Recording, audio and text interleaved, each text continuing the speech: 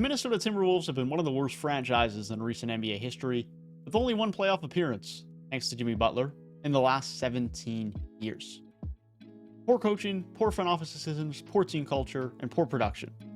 The inability to get good talent around Kevin Love, they've all accumulated in a tough decade and a half for Timberwolves fans, but there's reason to believe the page has been turned for Timberwolves basketball. That a good roster has been assembled, a good coach has arrived, and a winning culture may finally be here.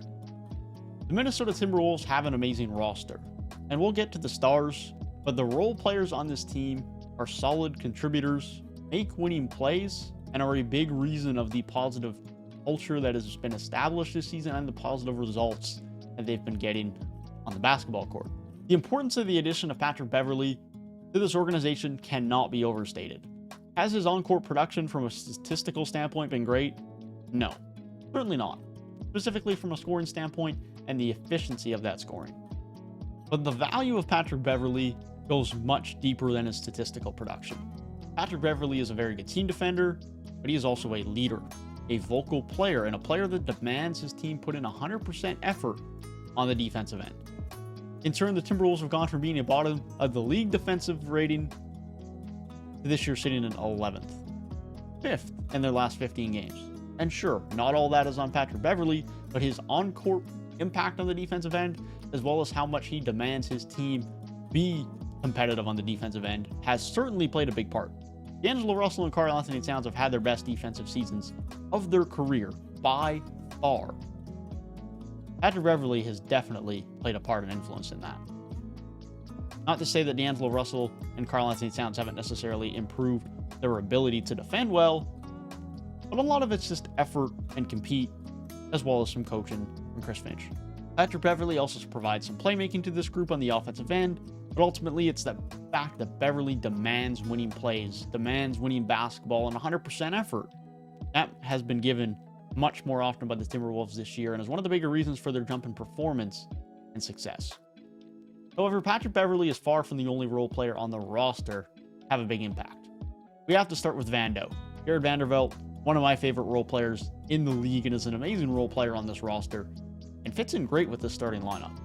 Sure, he is not spacing the floor, but Cat spaces the floor, so having a 4 who can't space the floor with this Timberwolves team isn't necessarily an issue. He does all the little things, all of the winning plays, one of the best rebounders for his size and position in the NBA, and one of the best offensive rebounders in the NBA, period. Averaging 3 a game. He gets many easy buckets down at the rim because of that, where all of his offense comes from, where he also is a very good cutter, and get to the rim, where he just gets a lot of easy opportunities. Not to mention the fact that he's a very good defender, or primary wing defender, and does a pretty darn good job at it. He's very important to what the Minnesota Timberwolves do. Their bench in general is one of the best in the NBA. Top 10 on the season in scoring, and even better as of late.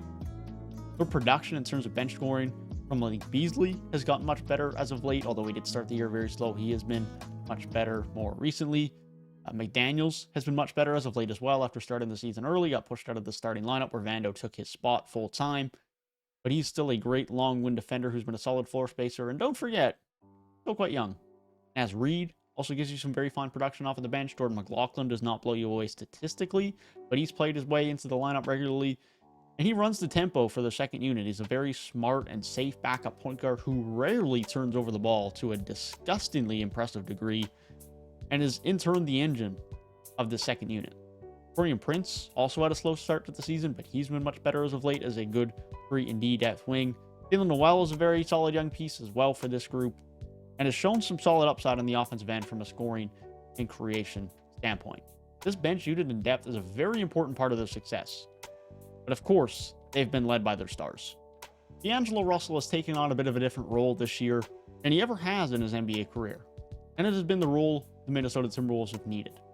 He has taken more of a backseat to Anthony Edwards and Karl-Anthony Towns.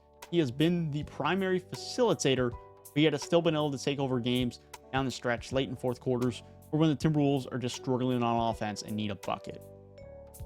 His defense is also the best it has ever been, by far. Typically someone who's been a negative defender, he is now an above average defender. Has been a big reason why the Minnesota Timberwolves defense is so much better this season. The Minnesota Timberwolves are just simply put not the same without D'Angelo Russell.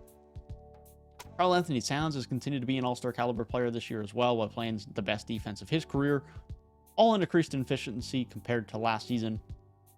Nothing more that needs to be said. He's an all-star. Anthony Edwards has continued to take steps forward from last season, scoring over 21 points per game on increased efficiency as he shows he has future all-star appearances ahead of him. Timberwolves also lead the league in 3 points made on the season, so that doesn't hurt. This Timberwolves team is currently comfortably a playoff team. They very well may end up being in the play-in tournament, but they are comfortably a top 8 seed in the West and should, assuming they don't blow it in the playing game, see themselves make their first playoff appearance since Jimmy Butler was on the roster. The Timberwolves finally seem to have formed a winning culture. Since the early days of the season and a couple of 5+ game losing streaks, the Timberwolves have been the most consistent they've ever been, competing the most consistently they ever have and playing their most prolonged stretch of good defense in a long time. The narrative for once in the last 15 years, minus the Jimmy Butler season, is not of a team that is bad, with bad defense, that doesn't compete, that is just not a good NBA franchise. Instead, it is that of a playoff team with work ethic that wants to compete and has at the very least a top half defense in the NBA. That, along with a new head coach, who's quite good, is a culture shift. Now, as much as the Minnesota Timberwolves are solid this year, their core is quite young. The best is still ahead of them. Jalen Noel is only in his second year in the league, still has room for improvement, take over from Malik Beasley most likely down the road and fill that type of bench scoring role. Mcdaniels is only 21, with great length, with athleticism and defense, an upside to be a starting 4 down the road. But speaking of 4s, Jarred Vandervelt is only 22 and could still develop the ability to unlock more offensive tools and potentially space the floor. As Reed is also only 22 and still has upside if they want to keep him around as a bench big. And the depth is young, sure, but their stars are not old either. D'Angelo Russell, even though it seems he's been around the league for a long time, is still only 25. Karl-Anthony Towns is 26.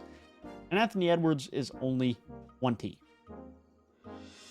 As much as many people would have liked the Minnesota Timberwolves to have made this jump to be a playoff team a couple of years ago, they're still a successful team now, and they still have a lot of places to go. Not as if them taking this long has really shrunk their window. The best is still ahead of them. The best Minnesota Timberwolves basketball has not yet been seen from this group. Many, me included, hoped and expected the Timberwolves to make this jump a while ago, but they are still young, have plenty of time to improve, develop, and assert themselves as the playoff team in the Western Conference. Something I believe they can and will do moving forward.